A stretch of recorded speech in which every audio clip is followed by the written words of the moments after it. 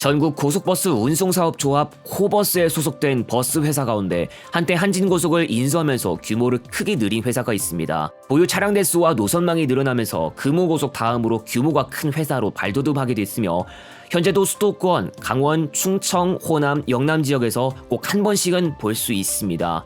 바로 동양고속에 대한 이야기입니다.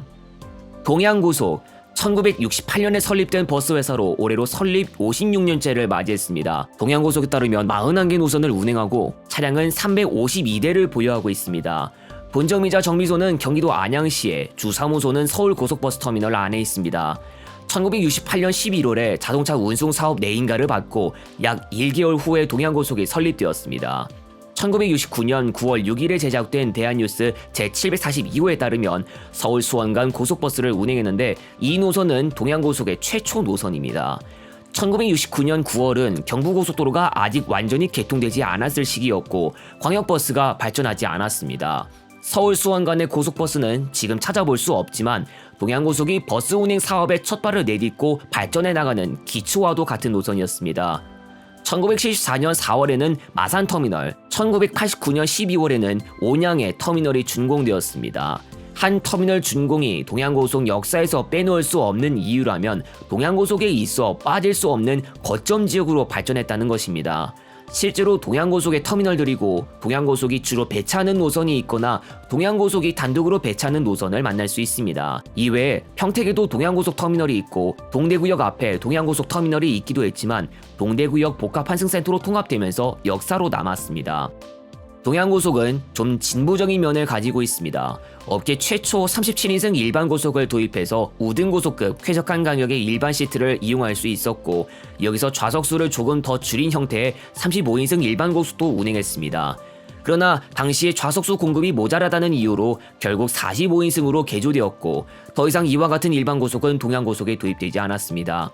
반대로 속리산고속은 2010년대까지만 해도 37인승 일반고속을 운영했고 역시 지금은 찾아볼 수 없습니다. 또 IT 기술 발달에 따라 ERP 시스템과 동양고속 자체 운행 일보를 도입해 운영하면서 정보 격차를 해소해 나갔고 이를 바탕으로 2014년에 스마트워크 공모 우수상을 수상했습니다.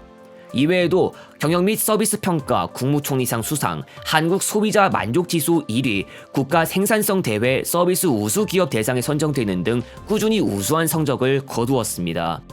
오프닝에서도 이야기했듯 동양고속의 노선망과 차량 보유 대수가 금호고속에 다음갈 정도로 규모가 커진 이유는 한진고속을 인수했기 때문입니다. 2006년 당시 한진그룹은 고속버스 부문 일체를 동양고속에게 매각했는데요. 한진고속이 당시 운행했던 노선들과 차량들을 모두 인수하면서 한진고속과 공동 배차하던 노선에서 동양고속의 배차량이 늘어나거나 동양고속이 배차하지 않았던 노선에도 동양고속이 배차하는 모습을 볼 수 있게 되었습니다. 한진고속의 흔적은 남아서 2010년대에도 차량 내 선바이저에 새겨진 글자 중 한진이라는 글자를 지운 모습을 볼 수 있었고 한진고속이 사용하던 면허도 역시 그 흔적 중 하나입니다. 한진고속 인수와는 일부분 별개의 이야기지만 노선망은 조금 더 넓었습니다. 과거 한때는 충남 공주, 전남 목포에 들어가기도 했고 이후에도 이야기하지만 광주광역시나 전남광역시, 전북 군산시, 충남 논산시, 울산광역시, 그 외 경기도 일부 지역에서도 동양고속을 볼 수 있었습니다. 동양고속은 보유 차량 대수 이외에도 과거에 기업 규모가 더 컸던 것으로 알려져 있습니다. 지금은 코리아와이드 계열사이자 동부고속의 계열사인 속리산고속을 계열사로 두기도 하면서 간접적으로 청주를 비롯한 곳에 진출한 적도 있었고 지금의 대원고속이자 구 남일여객도 동양고속의 계열사였다가 KD운송그룹에 인수되었습니다. 페리 회사도 계열사였던 바가 있습니다. 동양고속과 계열관계에 있던 건설사로 동양고속과 똑같이 1968년에 설립된 동양건설산업이 있습니다. 주택부문에서는 파라곤이라는 아파트 브랜드를 내세우는 이름 있는 건설사인데요. 서로 계열사 관계에 있을 당시엔 동양고속 차량에 파라곤 아파트를 표시하고 다닐 정도로 서로 계열사 관계에 있었다는 걸 보여주었습니다. 그러나 2011년에 내곡동 허니마을 도시개발 사업을 하다가 당시 공동시공사였던 삼부토건이 프로젝트 파이낸싱 PF 대출을 갚지 못한 것과 연관되어 법정 관리에 들어갔는데 당시 허니마을 쪽에 2,135억 원의 부채를 갖고 있었습니다. 워크아웃설까지 제기되며 주식시장이 동요할 정도로 이슈였는데요.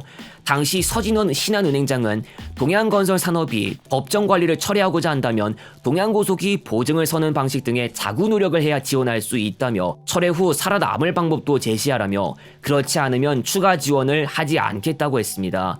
당시 최윤신 동양고속 회장은 법정 관리를 처리할 생각은 있으나 허니마을 쪽에 대해서만 보증을 설 테니 채권 단위 1,300억 원을 신규로 지원해주라는 제안을 했습니다. 그러나 동양건설산업은 법정 관리 신청 철회를 포기했는데 신한은행의 자체 분석에 따르면 정상화를 위해선 금융권 채무, 하도급 업체의 공사 미수 등을 합해 약 2,500억 원이 필요했으나 파인트리 자산운용이 요구한 17%대의 이자를 동양건설산업이 받아들이지 못했습니다.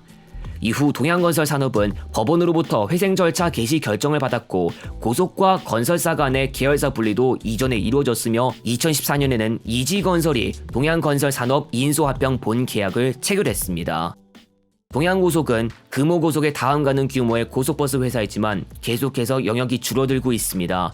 고속시외버스 운행 외에도 전세버스 운행도 했으나 그만두었고 노선 맞교환이나 매각 또는 단순 철수 등으로 여러 노선들을 정리하는 행보를 보이고 있는데요. 2010년대에도 그랬지만 2020년대에 들어 더 꾸준히 하는 모습을 보입니다. 2017년에 용인 군산 노선에서 철수 후 경남여객이 운행, 수원 진주, 의정부 광주, 천안 대전 복합 노선을 금호고속과 맞교환해서 의정부 광주 노선에서 철수, 2018년에는 대전 복합 울산 노선을 삼흥고속에게 매각, 2020년에는 김포공항 부천 논산 연무대, 인천공항 인천 양산 노선의 운행 중단과 대전 복합 포항 노선 철수, 2021년에는 고양백석 진주 노선 철수, 2022년에는 금호고속과 용인 진주, 서울 경부 안성, 동서울 광양 동광양 중마, 수원 부산 사상, 서울 경부 평택 및 안중 노선을 맞교환하면서 수원 부산 사상, 서울 경부 평택 및 안중 노선을 뺀 노선에서 철수, 천일고속과 서울 경부 부산 사상, 동대구 마산 진해 노선 맞교환으로 서울 경부 부산 사상 노선 철수, 2023년에는 천안 대전 복합, 서울 남부 천안, 용인 진주, 부천 인천 공주, 천안 광주, 동대구 부산 노포, 포항 광주 노선을 각 노선에 따라 한일고속, KD운송그룹, 금남고속과 맞교환하면서 서울 남부 천안 노선 운행권과 포항 광주 노선 단독 배차를 얻고 나머지 노선에서 철수했고 수원 부산 사상 노선도 동일 연도에 중단했습니다.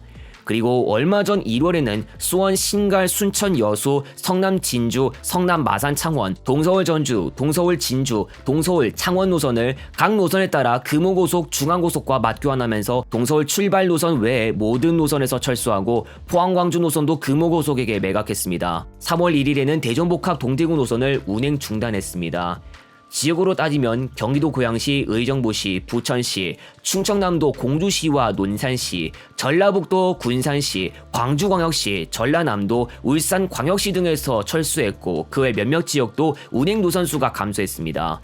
특히 2020년대에 들어 꾸준히 이런 행보가 이어지는 것은 코로나로 인한 수요 급감 때문에 발생한 후유증이 원인이었고 결과적으로 특정 지역이나 구간에 집중하려는 듯한 모양새를 띠고 있습니다.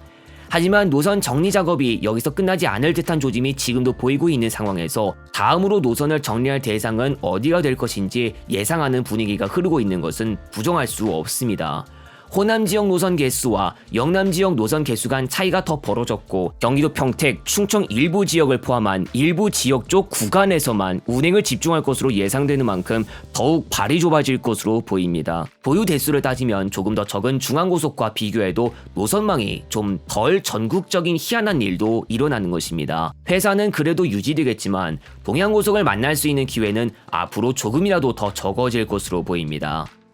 2006년에 한진고속을 인수하면서 금호고속에 다음가는 규모로 성장했던 동양고속은 지금 그 자체의 힘이 줄어들고 있습니다.